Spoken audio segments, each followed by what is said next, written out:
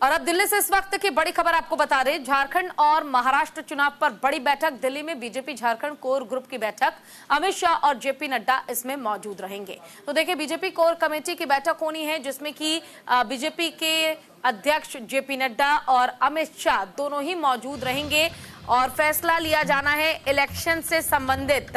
झारखंड और महाराष्ट्र चुनाव पर बड़ी बैठकों का दौर जारी है। बीजेपी जहां एक तरफ महाराष्ट्र कोर कमेटी की ओर से लगातार बैठक की जा रही है, महाराष्ट्र की ओर से जितने भी नेता राजनेता हैं वो बैठक कर रहे हैं आपस में, तो वहीं दूसरी तरफ झारखंड में भी वापसी हो भारतीय जनता पार्टी की, इसकी हर संभव कोशिश की जा रही है।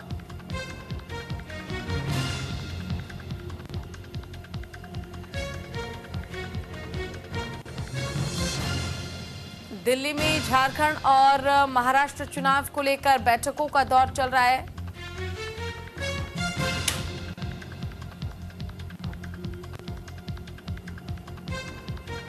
ज्यादा जानकारी के लिए हमारे साथ हमारे संवाददाता आनंद जुड़ गए हैं। आनंद, दिल्ली में झारखंड और महाराष्ट्र चुनाव को लेकर आज फिर से एक बड़ी बैठक होनी है। कल भी बैठक हुई थी और कहीं ना कहीं उम्मीद की जा रही है कि आज तारीखों के ऐलान के बीच ये बैठक अपने आप में काफी महत्वपूर्ण है।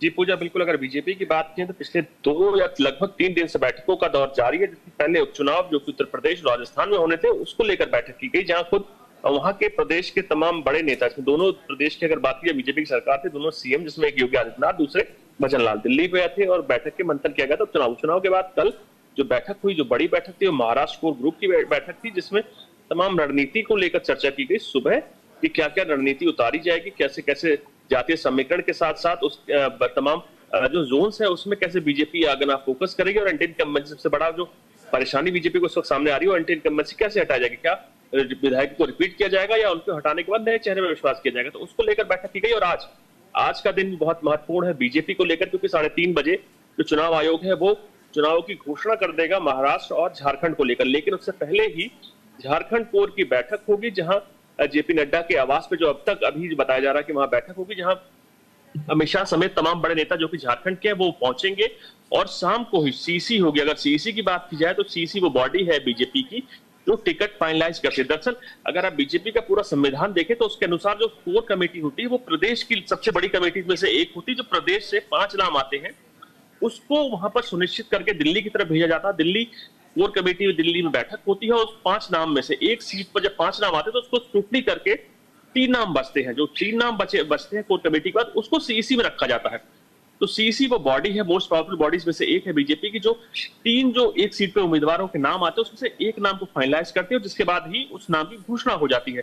तो आज जो बीजेपी की कोर कमेटी होगी वो झारखंड कोर कमेटी की बैठक होगी, जहां 5 नाम जो प्रदेश ने भेजे हुए हैं उनमें से स्क्रूटनी की जाएगी। 3 नाम को आगे शाम को सीईसी होगी और सीईसी की अगर बात की तो उसकी अध्यक्षता को बीजेपी राष्ट्रीय अध्यक्ष जगत प्रकाश नड्डा करेंगे और उस बैठक में पीएम मोदी 3 नामों को लेकर क्या कयास लगाया जा रहा है आनंद? जी पूजा, 3 नाम जो आप जिनका जिक्र कर रहे हैं कि 5 वैसे तो नाम तय किए गए हैं जिनका सजेस्ट किया जाएगा नाम आगे, लेकिन उनपे 3 ऐसे हैं जिनके नाम को कंफर्म पार्टी की ओर से किया जा सकता है। कौन से वो 3 नाम हो सकते हैं?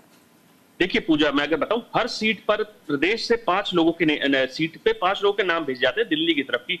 एक पर्टिकुलर कोई भी सीट आप चुन लीजिए, चाहे दिल्ली के दिल्ली चुन लीजिए, वहां से 5 नाम भेजे जाते हैं प्रदेश से।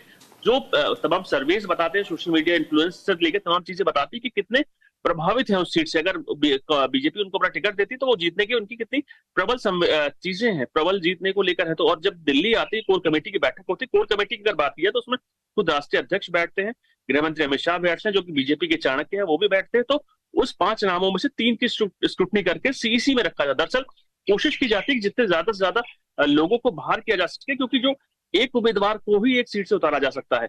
हाँ। उसी के चलते स्क्रूटनी करने के वेरियस तरीके हैं, जैसे कोर कमेटी है, उसके बाद सीईसी। यानी आनंद, साफ तौर पर कह सकते हैं कि जो जिताऊ चेहरा बीजेपी के लिए होगा या जिससे लोग ज्यादा इन्फ्लुएंस है, आखिरकार उन्हीं के नाम पर मोहर